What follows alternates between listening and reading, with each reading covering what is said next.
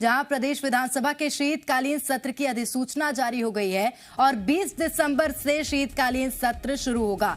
20 से 24 दिसंबर तक मध्य प्रदेश विधानसभा का शीतकालीन सत्र चलेगा। तो कुल 5 बैठकें इस सत्र में होंगी। 20 से 24 दिसंबर तक ये सत्र चलेगा और इसकी शुरुआत हो रही है 20 दिसंबर से।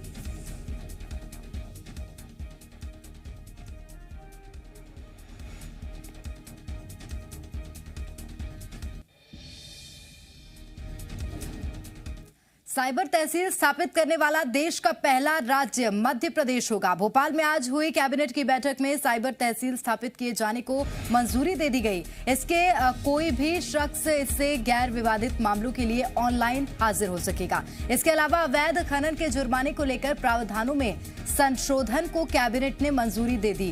कैबिनेट ने आज पंचायत चुनाव पहले की आरक्षण व्यवस्था के आधार पर किए जाने को मंजूरी दे दी। प्रदेश में 25 नवंबर से ऊर्जा साक्षरता अभियान चलाया जाएगा। इसमें स्कूलों और कॉलेजों को जोड़ा जाएगा। साथ ही जनता को ऊर्जा के विकास और महत्व के बारे में जानकारी देने के लिए कार्यक्रमों का आयोजन किया जाएगा। प्रदेश में सौर ऊर्जा विभाग की ओर से शाजापुर में 440 मेगावाट, आगर में 550 मेगावाट और नीमच में 500 मेगावाट का सोलर प्लांट स्थापित किया जा रहा है। इसका शिलान्यास सीएम शिवराज सिंह चौहान 25 नवंबर को करेंगे। कैबिनेट ने आज पाताल पानी रेलवे स्टेशन का नाम क्रांतिकारी टंट्या मामा के नाम रखे जाने को मंजूरी दे दी है। इस संबंध में प्रस्ताव केंद्र सरकार को भेजा जाएगा। मध्य प्रदेश में ग्राम पंचायत राज स्वराज संशोधन जो अध्यादेश आया था 2021, उसके अनुसमर्थन का मामला था। इसमें अब पंचायतों के चुनाव पूर्व में जो चुनाव हुए थे उसके आधार पर पंचायतों के पंच के, सरपंच के, जनपद के, जिला पंचायत के सदस्यों के चुनाव और जिला पंचायत, जनपद पंचायत के अध्यक्षों के, सरपंचों के चुनाव पूर्व में जो थी प्रक्रिया उसके तहत लिया जाए। कैबिनेट बैठक से पहले सीएम शिवराज सिंह ने मंत्रियों को कई निर्देश दिए। उन्होंने कहा कि 4 दिसंबर को पाताल पानी में टंट्या मामा का शहादत दिवस मनाया जाएगा। सीएम ने सभी मंत्रियों को 25 दिसंबर तक अपने विभागों के कामों की और विकास कार्यों की समीक्षा करने को कहा। उन्होंने मंत्रियों को अपने प्रभार वाले जिलों में 25 दिसंबर से 26 जनवरी तक धान खरीदी की समीक्षा करने को कहा। एमपी में बीजेपी आदिवासियों को अपने पाले में लाने के लिए एड़ी चोटी का जोर लगा रही है। भोपाल के जम्बूरी मैदान में जनजातीय गौरव दिवस के बाद अब शिवराज सरकार पाताल पानी में बड़े इवेंट की तैयारी कर रही है। 15 नवंबर को बिरसा मुंडा के बाद 4 दिसंबर को टंट्या मामा का बलिदान दिवस है। इस दिन सरकार पाताल पानी में आदिवासियों के बीच बड़ा आयोजन करने जा रही है। सीएम शिवराज ने कैबिनेट में मंत्रियों को निर्देश दिए हैं। 27 नवंबर को पाताल पानी के लिए 2 यात्राएं निकाली जाएंगी। एक यात्रा टंट्या मामा की जन्मस्थली बड़ौदा अहीर पंधाना से शुरू होगी, वहीं दूसरी यात्रा सैलाना से शुरू होगी। 3 दिसंबर को ये दोनों यात्राएं इंदौर पहुंचेंगी। सीएम ने प्रभारी मंत्रियों को इंतजाम करने के निर्देश दे दिए हैं। सीएम ने पाताल पानी स्टेशन का नाम बदलकर टंट्या भील के नाम पर किए जाने के लिए आज ही प्रस्ताव भेजने की बात कही। दरअसल मालवा निमाड़ में आदिवासी संगठन सक्रिय हैं। 2018 के चुनावों में बीजेपी को इस इलाके से कम सीटें मिली थी, जिसके बाद बीजेपी को 15 साल बाद सत्ता से बेदखल होना पड़ा था। लेकिन अब बीजेपी आदिवासियों को साधने की कोशिश में जुट गई है। हमारे 4 तारीख को टंट्या मामा जो हमारे शहीद महानायक थे, क्रांतिकारी थे, उनका बड़ा कार्यक्रम अमृत महोत्सव कार्यक्रम के अंतर्गत पाताल पानी में 4 दिसंबर को होगा। इसके लिए 2 यात्राएं संभवतः 27 तारीख से प्रारंभ हो। एमपी में हबीबगंज रेलवे स्टेशन के नाम बदलने के बाद फतेहाबाद चंद्रावतीगंज रेलवे स्टेशन के नाम को बदलने की मांग उठने लगी है। दरअसल फतेहाबाद नाम पर विवाद का कारण करीब 145 साल पुराने इतिहास से जुड़ा है। जानकारों की माने तो जब राजपूत योद्धाओं और औरंगजेब के बीच युद्ध हुआ तो उस युद्ध में औरंगजेब ने फतेह हासिल की और उस क्षेत्र में फतेह मस्जिद बनाई गई। जो आज भी गांव में मौजूद है। इसी नाम से स्टेशन का नाम भी फतेहाबाद चंद्रावतीगंज रखा गया था। इसी को लेकर ग्रामीणों ने सांसद अनिल फिरोजिया को पीएम और रेल मंत्री के नाम ज्ञापन सौंपा और फतेहाबाद नाम हटाने की बात रखी, जिस पर सांसद ने कहा कि जल्द ही इसके लिए पत्र लिखा जाएगा। वहीं राजपूत करणी सेना प्रदेश संगठन मंत्री ने कहा कि आक्रांता औरंगजेब ने अपनी झूठी विजय पर फतेहाबाद नाम दिया। इस ऐसी सभी जगहों के नाम पर सरकार को संज्ञान लेना चाहिए। फतेहाबाद क्योंकि गांव का नाम तो चंद्रावतीगंज है, लेकिन स्टेशन का नाम फतेहाबाद जंक्शन कर रखा है। तो वहाँ पे सभी सरपंच, जनप्रतिनिधि, वहाँ के हमारे सभी जनप्रतिनिधियों ने भी ये मांग रखी है। तो उनने मेरे को ज्ञापन में दिया है, तो मैं माननीय मुख्यमंत्री जी, माननीय रेल मंत्री जी और प्रधानमंत्री जी से मांग करता हूँ कि उसका नाम फतेहाबाद से हटा के चंद्रावतीगंज किया जाए। अपनी झूठी विजय के लिए ऐसे स्थान स्थापित किए, ऐसे नाम रखें, तो इनको हटाना चाहिए। और हम ग्रामीणों का पूर्ण रूप से समर्थन करते हैं। राष्ट्रीय राजपूत करणी सेना हर परिस्थिति में उनके साथ है और भाजपा सरकार, सांसद महोदय सबसे निवेदन करती है कि इसके अतिरिक्त भी जहां जहां भी मुस्लिम आक्रांताओं को बढ़ा चढ़ाकर पेश किया जा रहा है, उनकी झूठी विजय को दर्शाया जा रहा है, सारे स्थानों के नाम बदले जाएं। भोपाल में मीडिया से बात करते हुए कमलनाथ ने शिवराज सरकार पर जमकर हमला बोला। कच्ची शराब को हेरिटेज शराब के रूप में बेचने को लेकर कहा कि शराब से असामाजिक तत्वों को सहारा मिलेगा, जो खतरे की बात है। वहीं पातालपानी रेलवे स्टेशन का नाम बदलने पर कहा कि बीजेपी कोई भी कलाकारी कर सकती है, नाम, काम और नीति बदलने की कलाकारी हो रही है।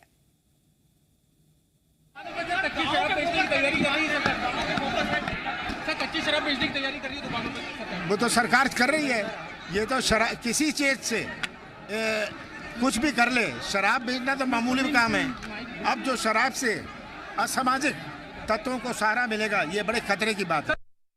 पातालपानी का नाम बदल के टंटे मिल के नाम से कर दिया। कोई भी कलाकारी बीजेपी कर सकती है, नाम बदलने की होए, काम बदलने की होए, नीति बदलने की होए, कलाकारी सब है।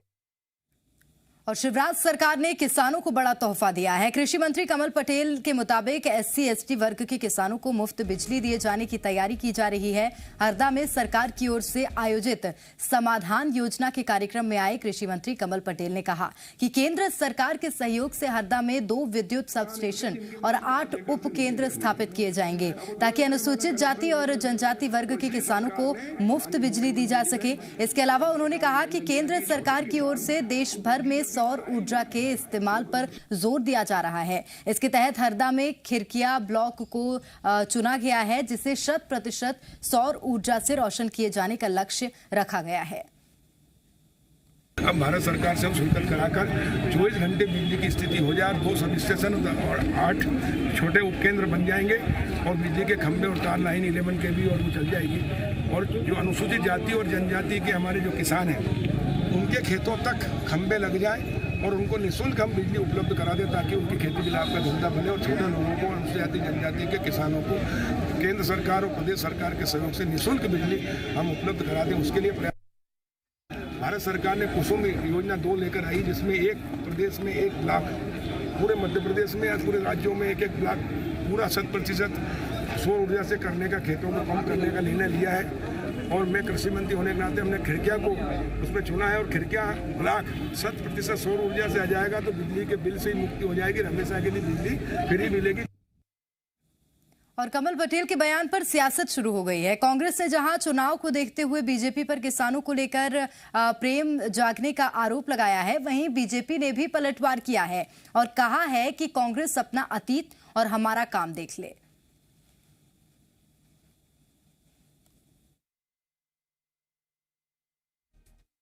जो सरकार किसानों को खाद मांगने पर लाठियां, पुलिस के चाटे बरसा रही है, अब अकस्मात ऐसा कौन सा प्रेम आ रहा है जो किसानों और अनुसूचित जाति के किसानों को फ्री में बिजली देना चाह रही है? पहले लाठियां तो बंद करें चलाना उन पर। किस तरह प्रताड़ित हुए हैं किसान अपनी वाजिब मांगों को लेकर, चाहे वो बिजली की मांग हो, खाद की मांग हो, समर्थन मूल्य की मांग हो। पूरे देश में जो हाहाकार किसानों का इस सरकार ने और इस विचारधारा ने किया हुआ, उस पर कांग्रेस में थोड़ा भी दीन ईमान है तो वो अपना अतीत देख लें और हमारा काम देख लें। पानी के मामले में देख लें, उनके समय कितनी सिंचाई थी, आज कितनी सिंचाई है। उनके समय खाद कैसा मिलता था, आज खाद कैसा मिलता है। उनके समय कभी किसी किसान को चवन्नी भी दी हो, हम 10-10 हजार रुपए दे रहे हैं, तो वो अपना अतीत देख लें और हमारा काम देख लें। और इसके बाद भी झूठ बोलने की आदत अगर उनको रही है तो भगवान उनको खुश रखे।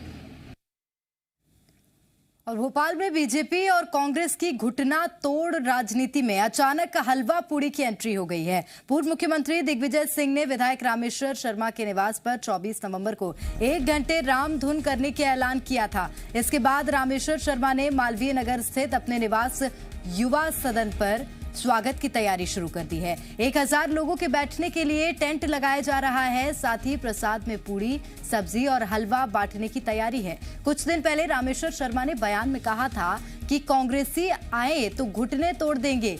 इस पर दिग्विजय सिंह ने चैलेंज किया था, मैं घर आऊंगा, मेरे घुटने तोड़ दें। इसी के तहत दिग्विजय सिंह कल रामेश्वर शर्मा के घर रामधुन करने आ रहे हैं। मामले में रामेश्वर शर्मा ने कहा कि जो जीवन भर भगवान राम और राम मंदिर का विरोध करते रहे, वो हमारे यहाँ रामधुन करने आ रहे हैं। इससे बड़ी खुशी की बात क्या हो सकती है। दिग्विजय सिंह के स्वागत के लिए हम तैयार हैं। हम उन्हें नाश्ता कराएंगे और रामचरितमानस भेंट करेंगे।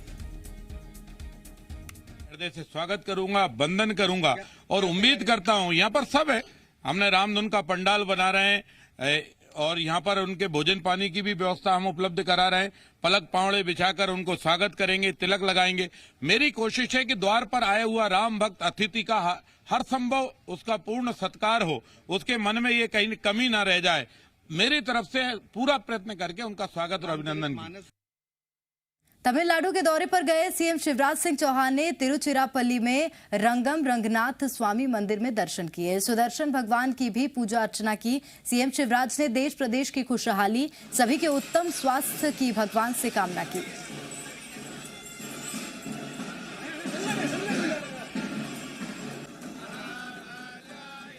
आचार्य भगवान रामानुजाचार्य जी के दर्शन किए। गुरुर् ब्रह्मा गुरुर्विष्णु गुरुर्देवो महेश्वरा गुरुर् साक्षात परब्रह्मम् तस्मै श्री गुरुवे नमः। सुदर्शन भगवान के भी यहाँ दर्शन किए और यही प्रार्थना की हमारा देश, हमारा प्रदेश मध्य प्रदेश भी प्रगति और विकास करे, सब सुखी हो, सब निरोग हो, सबका मंगल हो, सबका कल्याण हो। 52 दिन पहले जेएच कॉलेज में दिए गए धरने पर कांग्रेस कार्यकर्ताओं के खिलाफ दर्ज की गई एफआईआर से नाराज कांग्रेस कार्यकर्ताओं ने बैतूल विधायक के नेतृत्व में प्रदर्शन किया। कलेक्टर और एसपी को ज्ञापन सौंपकर एफआईआर लगाने की मांग की।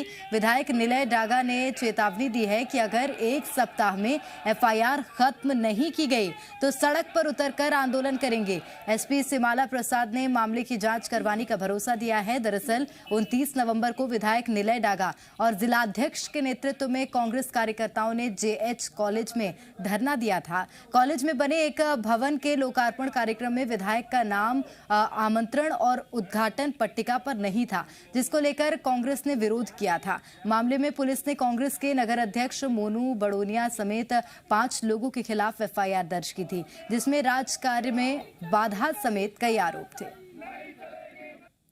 पन्ना के आगरा मोहल्ले में एक बड़ा हादसा टल गया। यहां शासकीय माध्यमिक स्कूल के छत का प्लास्टर का एक बड़ा हिस्सा टूटकर गिर गया। गनीमत रही कि जहां ये प्लास्टर गिरा वहां कोई शिक्षक और छात्र नहीं था, अन्यथा बड़ा हादसा हो सकता था। जिस वक्त प्लास्टर गिरा उस समय बच्चे क्लास में पढ़ाई कर रहे थे। शिक्षकों ने तुरंत सूझबूझ दिखाते हुए सभी बच्चों को दूसरे क्लासरूम में शिफ्ट किया।